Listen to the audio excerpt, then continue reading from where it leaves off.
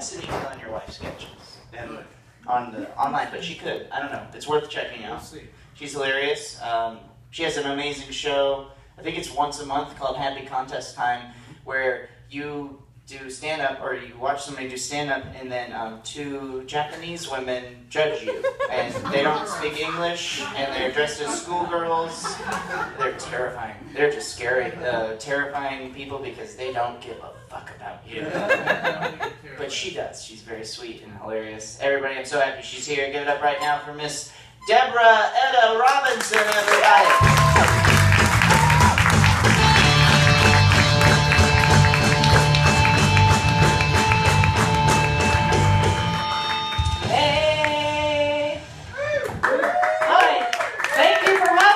Power of Violence.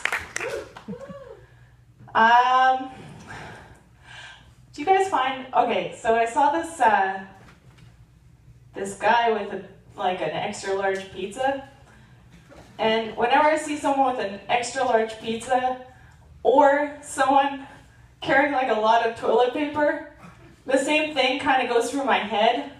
I think, big plans tonight, huh? Big plans tonight? A lot of sweating and crying tonight? Is that what's going on? I've been so stressed out lately. I'm so poor. I'm from Canada, and I don't have a green card or anything, so I'm just watching my funds burn away. And sometimes when I get like this, I just want to get in my shitty car and just drive somewhere. I don't know where I'm going to drive. I just want to just escape. Not back to Canada, though. But I just want to drive. But I know that my car can't, go far distances. I know my car's going to, break down, and then I just have to deal with these car problems, and I'm, so stressed out. And I have this broken car, and I'm like, oh, now what am I going to do to escape? I have to hitchhike. I got to get away from this car. So then I hitchhike, and we all know where hitchhiking can lead.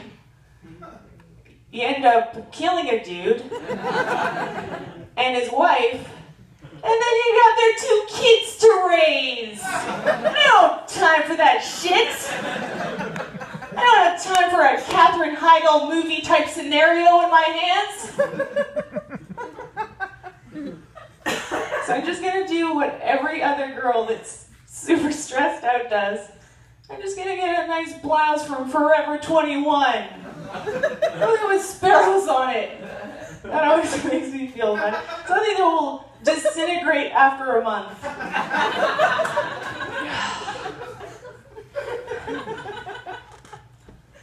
Sometimes I act in commercials, and I got a commercial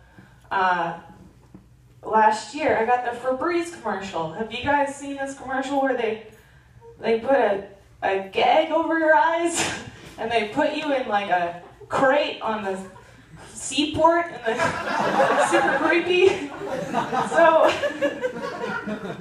I did that commercial, and they put me in a car in some strip mall, and they're like, put the blindfold on. So I put the blindfold on, and they're like, what do you smell? I go, I know I was in a shitty parking lot in the middle of nowhere, but am I in Hawaii? And they're like, no, take the blindfold off. So I took the blindfold off, and I was like, oh, wow. And I looked to my right, and I was like, holy shit. You dug up my dead mother? What the fuck? And they're like, yeah, this is Febreze, this is how it works. And I'm you didn't have to strip her naked and drop profanities all over her because put a dead fish in her lap, come on. They're like, Procter & Gamble 2013, deal with it. That was pretty good. I couldn't smell it.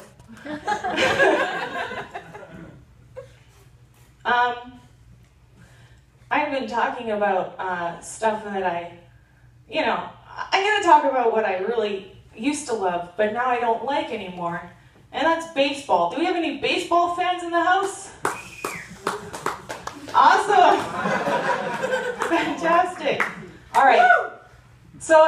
to the opener, Dodgers opener, a lot when I first moved here, and I was like, this is gonna be so much fun.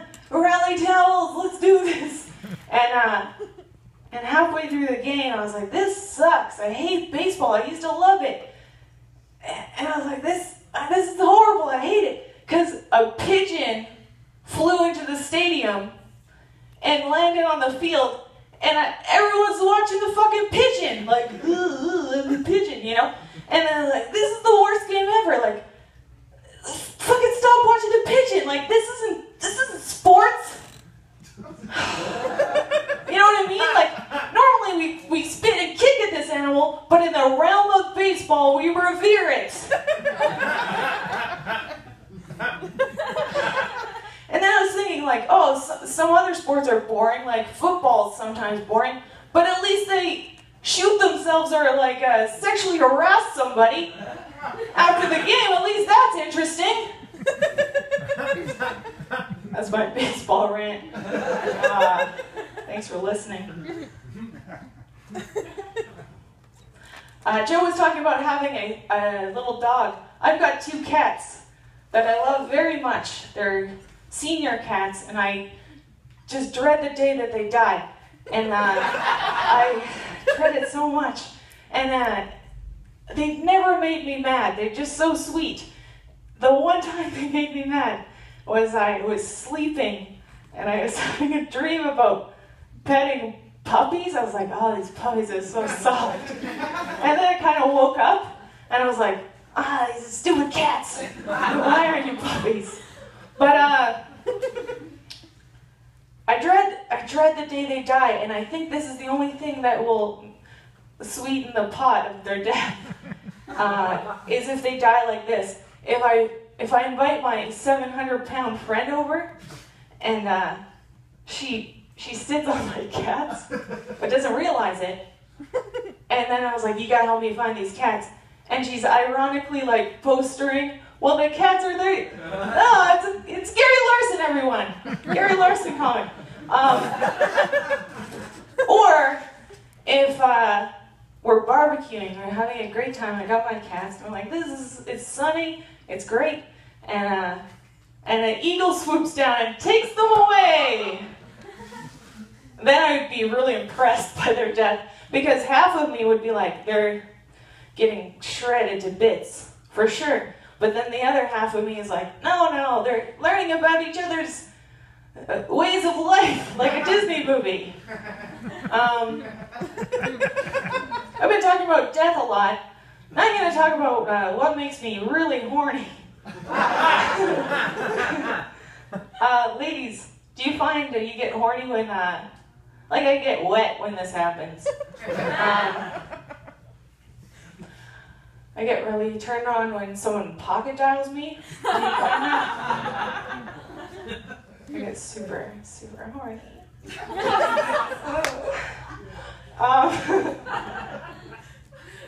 Because I know when I'm like, answer the phone, I'm like, hello? Jakey boy! I think he pocket dialed me. Jake! I know that I'm talking to the tip of Jake's dick. Super hot. Thank you so much, Deborah Robinson. Let's bring up Deborah.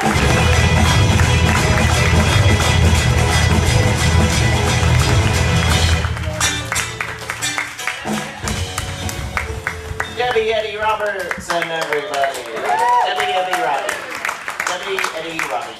Debbie Eddie Robbie. Debbie Eddie Robbie. Hello. This is gonna be the dumbest thing you hear all night.